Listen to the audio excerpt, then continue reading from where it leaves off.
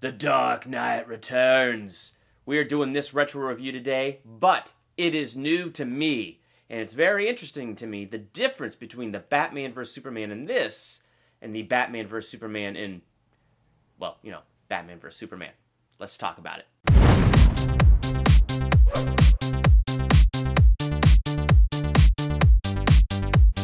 Welcome to Durbania. I'm Durbin, and this is my retro review spoiler talk for Batman, The Dark Knight Returns. This is my brother-in-law's copy, and he let me borrow this because I had never seen this. I read the graphic novel once upon a time, a long time ago, and I thought it was really good. Recognized a lot of the stuff in Batman vs. Superman as inspired by that graphic novel, but I had not yet seen this movie, and he just kept on impressing upon me how fantastic this movie is, and I believed him. So when he let me borrow it, I brought this home, I popped it in, and I watched it.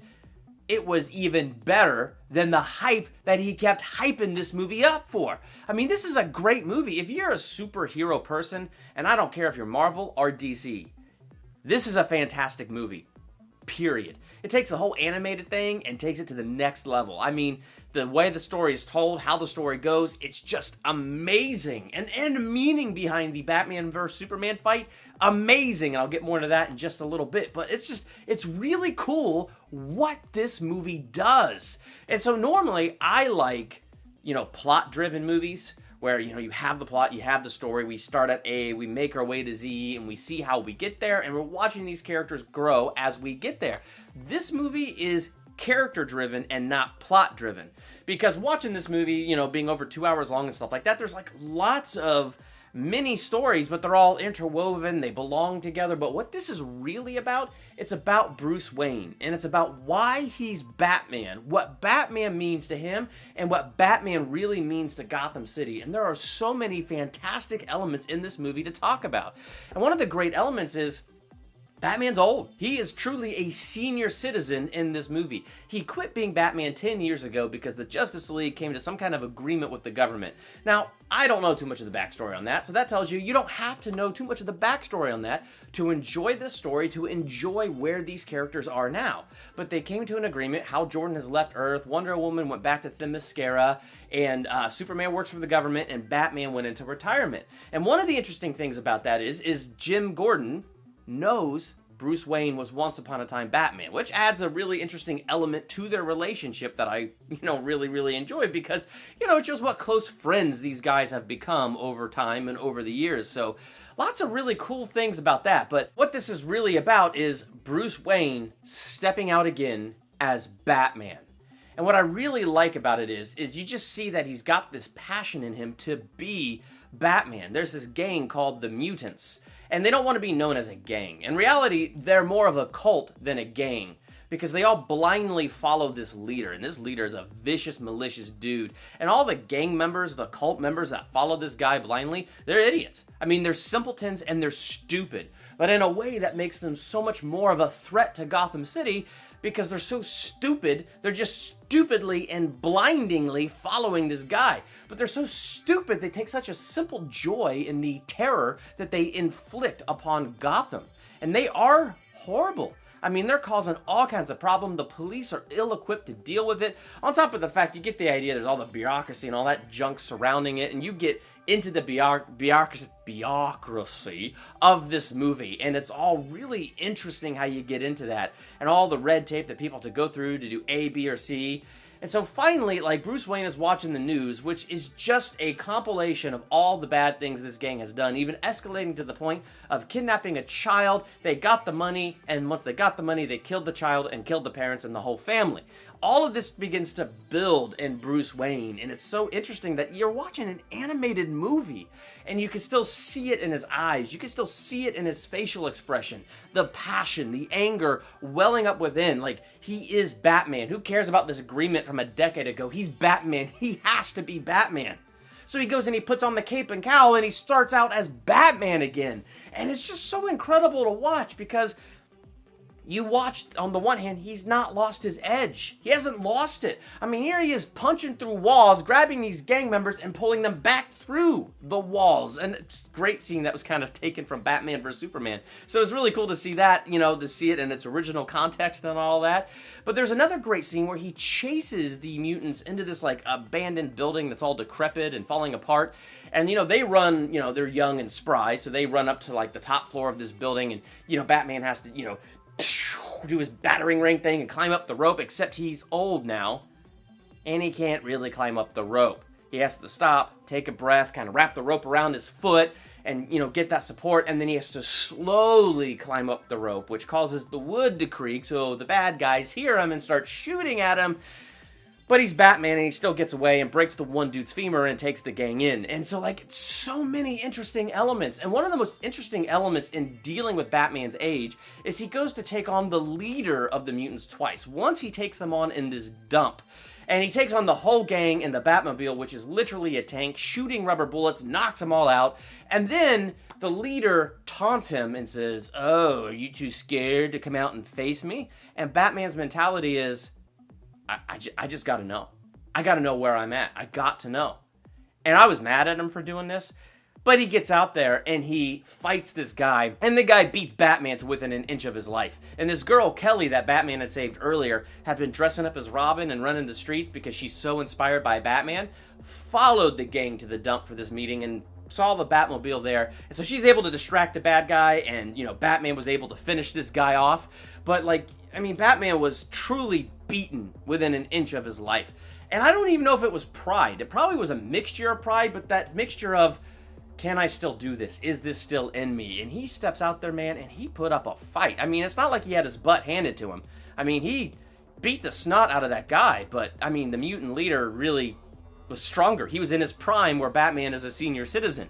And so what's interesting is when Batman needs to fight this guy again, he realizes what he needs to do. He realizes this is a cult, so he needs to beat up the leader. He needs to defeat this guy, and by doing that, he will defeat this entire cult's morale. Like, their whole morale will drop. So he very creatively gets them all to meet at a certain place near this drain pipe. And then he lets the mutant leader break out of prison, where he comes out at this drain pipe in the mud, and Batman shows up there to fight him, where this mutant leader now in the mud, because he's in waist-deep mud or knee-deep mud, he's going to be moving slower. And then Batman cuts the top of his forehead where blood drips into his eyes, so he constantly has to be doing this and he can't see. So you see the smarts of Batman to put people on his ground where he can take them out, and put this leader on his own level where he can fight this guy and defeat him and break their morale, and he did. And this is their simpleton stupidityness. They then became a gang supporting Batman, which was kind of nuts in of itself, but it shows the genius of Batman. It shows that he still has his edge. It just shows his smarts. It's a really great way to show off his character. And there's so many more interesting things that happen in there, and I don't want to get into all of that because I want to save some of that as a surprise. But everything they do, even within that, is incredibly fascinating. Another thing that's interesting is there's this, like, in Arkham, okay? So in Arkham, you have this stupid therapist doctor dude who thinks that he could fix all of Batman's villains. In fact, this guy goes on talk shows speaking out against Batman because he thinks people like the Joker and Two-Face were the Joker and Two-Face because of Batman. They had no choice in who they became, and they had no choice in the bad things they did because Batman creates a psychosis and blah, blah, blah, blah, blah. It was stupid, dumb, mumbo jumbo. And so this whole time as the Batman's returning, you go into Arkham and the Joker's in this catatonic state. And anytime they say Batman on the news, he twitches. The sons of Batman do not make speeches. We act. Gotham City belongs to the Batman. Batman. And this builds, like the twitch gets bigger, movement gets bigger, until finally he's like his normal self. And he plays this therapist, this psychiatrist dude, like a fiddle. Like, oh, I just wish, since you get on all those talk shows, if only I could get on those talk shows and tell the world my side of the story. And this therapist dude is so high on himself that he does this. he gets the Joker on this talk show. Meanwhile, Commissioner Gordon has retired. The new commissioner, she is somebody who is avidly against vigilantism, avidly against Batman, and has all the cops coming after Batman. So the cops are at the studio, not to protect the studio, or to arrest the Joker or something bad should happen. It's there because they're pretty sure Batman's gonna show up and they're after Batman. They don't even care that the clown prince of crime is not even wearing handcuffs and on TV. And so while the cops are fighting Batman, as Batman's trying to make sure he can be there to stop the Joker, he's well good and distracted by the cops, while the Joker's in there releasing his Joker gas, kills the entire live audience, including the host, takes out that stupid idiot therapist who thought he was doing a whole world of good, and escapes back into the world as the criminal psychopath that he is. And that was such an interesting element. The other thing that was interesting was leading up to the death of the Joker, how like the Joker, this whole thing is a game from beginning to end. And you really see that, you know, Batman, he does kill a little bit in this movie. He does. But you can tell that's not his priority. That's not his that's his last resort. That's not his main thing that he wants to do. And even with the Joker, he doesn't want to kill the Joker here.